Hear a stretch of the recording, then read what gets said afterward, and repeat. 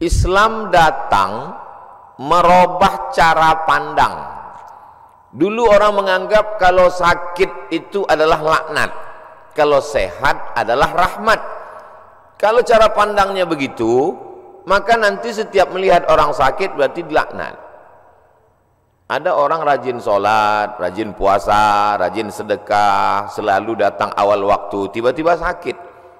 Ente kok dilaknat Tuhan ya? Karena cara pandang dia salah. Kalau sehat rahmat, kalau sakit laknat. Datang Islam.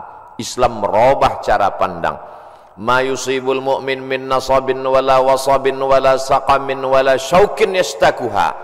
Lemah, gundah gulana, galau, susah hati, sakit fisik, sampai duri yang menusuk tapak kaki, sesungguhnya itu adalah cara Allah untuk menghapuskan dosa-dosa. Jadi cara pandang kita berubah, sehingga ketika orang sakit dia tidak merasa dirinya sedang terlaknat, tapi dia sedang merasa dirinya sedang diampuni Allah Subhanahu wa taala. Ketika saya sampaikan hadis ini, dipotong oleh jamaah bahwa sakit menghapuskan dosa, diupload di Instagram, di komen orang, saya tidak setuju dengan kata-kata Abdul Somad. Orangnya itu bukan kata-kata saya, itu hadis. Tapi memang melawan orang yang tidak paham itu menghabiskan energi.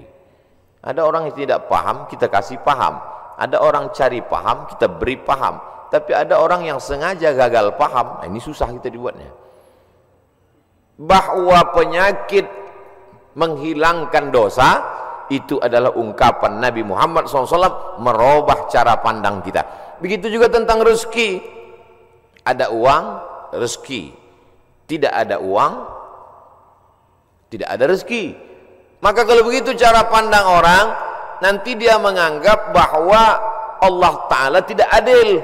Kenapa saya yang sholat, saya yang puasa sunat, saya yang zikir, saya yang rajin pengajian, tidak ada rezeki? Kenapa orang yang minum khamar, yang zina, yang mabuk, yang sakau, kenapa rezekinya banyak? Karena menurut definisi dia, uang adalah rezeki. Maka Islam datang. Apa itu rezeki? Kullu ma yuntafa'u bihi. Semua yang mendatangkan manfaat untuk akhirat kita, itulah rezeki. Uang tidak selamanya rezeki. Ada yang punya uang, dengan uang itu dia sakau, berarti bukan rezeki, itu istidraj, azab yang tertunda. Ada orang dengan tidak punya uang itu justru dia jadi soleh, ke masjidnya sampai 6 kali pas nggak ada uang.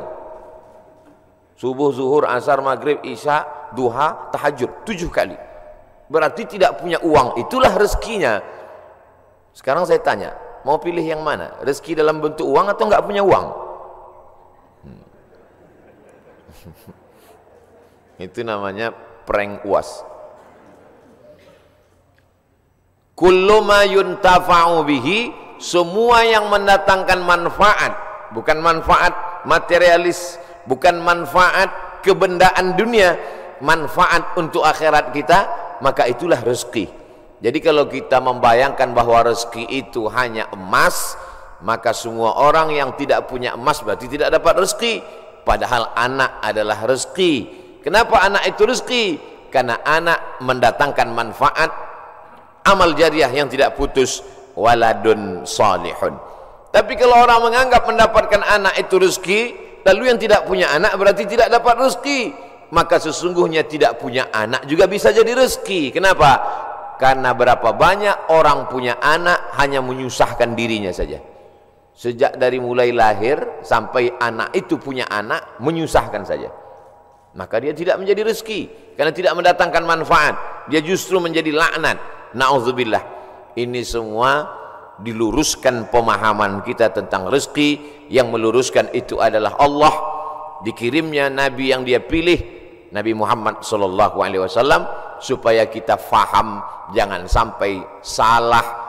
Kalau sudah salah faham, akhirnya salah ngomong, salah cara berpikir, salah pandang, salah bicara, salah berbuat. Yang paling mengerikan adalah salah sangka kepada Allah Subhanahu wa ta'ala.